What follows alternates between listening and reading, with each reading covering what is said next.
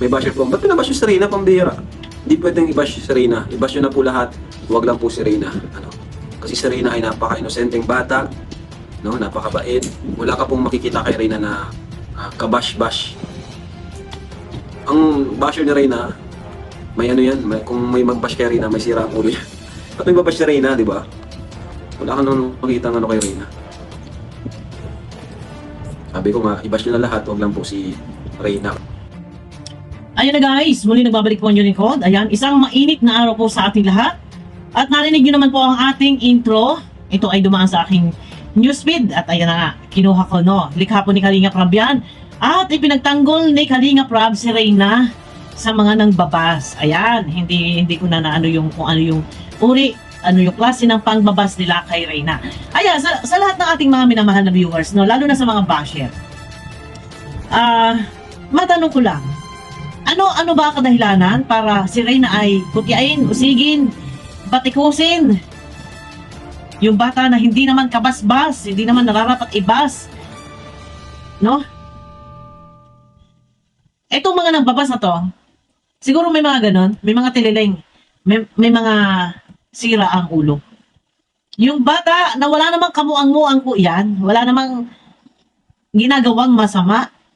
Diba? Ayan, sabi nga ni Kalinga Prab, ibas na ninyo ang lahat. Huwag lang si Reyna. Si Reyna, napakalaki po ng tulong niya. Ito ha, sa lahat ng ating mga minamahal na viewers. Si Reyna, ang pinakamalaki ang tulong sa channel ni Kalinga Prab. Kung meron mang iba, ito, wag magtatampo yung iba. Kung meron mang iba na nag-viral, kauna-unahan po, si Reyna ang nag-viral kay Kalinga Prab. Kaya naman, mula nang nag-viral si Reyna sa channel ni Kalinga Prab, dire-diretso, si Reyna, yung ika nga ay, sabihin na natin, napakaswerte. Kaya naman kita naman ninyo, no, yung effort na ginagawa ng Kalinga kay Reyna, talagang nandyan kinuha para matutukan ni Roda. Sana naman yung iba, wag po kayong sobra. Na hindi naman po yan kabasbas. Alam naman natin kung ano yung mga pinagdaanan na Reyna. At ito, observe ko kay Reyna, na ngayong gumagaling na po si Reyna, parang nakikita ko yung kung anong ugali meron siya, kung ano yung sobra yung marespeto niya, sobra yung tawag dito, pag kahit sino yung kausap niya, sa madali salita, taong nakikipag-usap, yan po si Reyna. Ibas na ninyo ang lahat-lahat. Siyempre, si Reyna na pamahal na yan kay Kalinga Prab. At alam naman natin, hindi lang sa sasabihin natin, yan ay malaking tulong. Hindi na, wag na po yun. Yung bata na wala naman pong ginagawang masama sa inyo at napaka-inosente niya, hindi naman nakakapirwisyo, bakit nga ba? Binabas, inuusig, binabatikos, sa anong kadahilanan? No? Dito, doon sa binitawang salita ni Kalinga Prab, dito mararamdaman ko talagang mahal na ni Kalinga Prab si Reyna bilang iyan ay isa sa mga tumulong o nakatulong sa pag-unlad ng channel. At hindi lang yan, no? O yun, babalik tayo. Sabihin na nga natin na hindi lang yun dahil doon. Napakabuti po, napakabait na bata na habang gumagaling, nakikita natin kung ano yung kilos, yung galaw, yung asal, na kahit sinong kausap, sinong kaharap, ay napaka-bait na bata, marespeto. Kita naman po ninyo, o yung pagbabago ni Reyna, ibang-iba na siya. Ibang-iba na siya. Walang dahilan, walang butas. Wala tayong masisilip sa kanya para siya ay usigin, kutyain, batikusin, ibas. Yung mga nambabas dito, may mga abnormal yata itong mga no? Yung mga nagbabas kay Reyna. Huwag naman po sana ganun.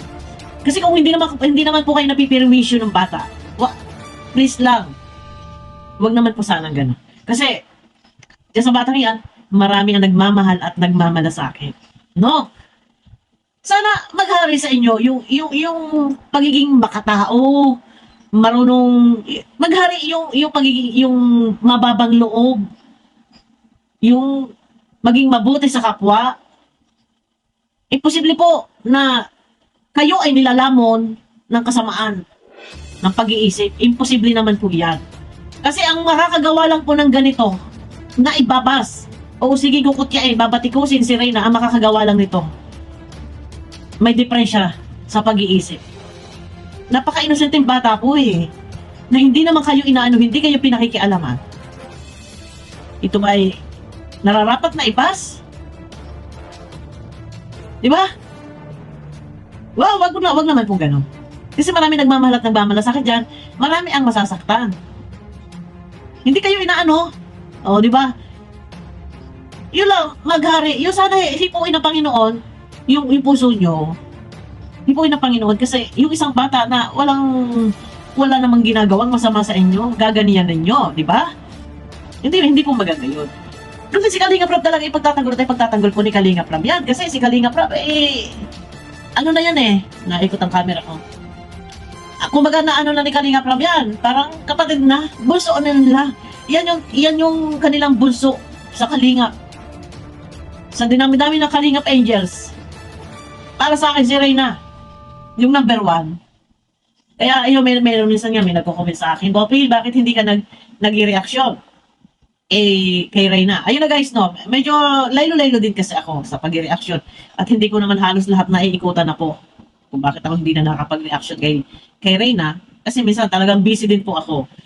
Kung ano lang yung mga upload ng ibang mga reactor, yun lang po yung aking sinusundan. Ayan, sana ako maintindihan nyo din po. Kasi talagang minsan, yung ito kasing mga nakaraan, medyo na busy-busy po ako kasi sinasamahan ko yung anak ko.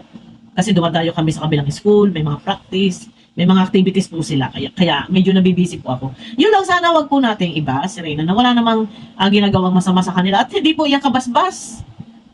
Walang dahilan para yun pa ibas. At hindi pa, Diyos ko, para Joseph, nakakaawa lang. Na yung batang wala namang ginagawang masama sa kanila, pinag-iinitan ng ibang tao. Di ba? Pinag-iinitan nyo.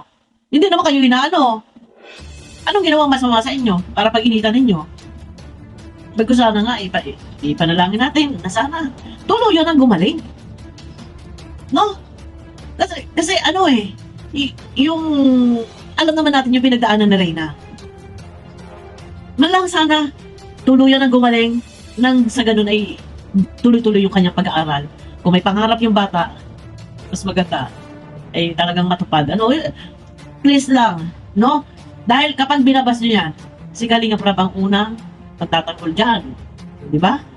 Yan ay bunso-bunso ng Kalingap yan. Yan ang, sa lahat, sabihin na natin sa lahat. Sa lahat na ng Kalingap Angels, huwag magtatampo ang iba. No, si Reyna, number 1. Yan po yung princess ng Kalingap. Princess ng Kalingap yan. Para sa akin, si Reyna. No? May nagsabi pa, may nag-chat sa akin, Ma'am Bopil. Bakit hindi mo na nire-reaction na si Reyna? Galit ka ba? Bakit ako magagalit kay Reyna? Ayun na nga, no? Nabibisi lang po ako. At kung ano lang po yung halimbawa, yung nire-reaction ng halimbawa, pinupuntahan ko si Jubilito. Yan, sila, kay Sergio Lepaunil. Hindi siya yung inaantabayanan ko sa mga upload kasi lamtip siya. Alam niyo naman talagang hindi ko po kayang hugutan ng malalim na opinion pag lamtip. Pinupuntahan ko si Jubilito, yan. Yan lang po, sinusundan ko si Jubilito. Kung ano yung reaction ni Jubilito, yun yung aking re-reaksyonan, yun yung aking susundan. Yan. Kaya minsan nag-usap kami ni Jubilito, nangihingi si Jubilito, Madam, meron kanyang video clip.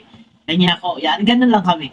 Ayun na guys, sana wag naman pong ibas si Reyna at wala naman pong kabasbas dito sa bata.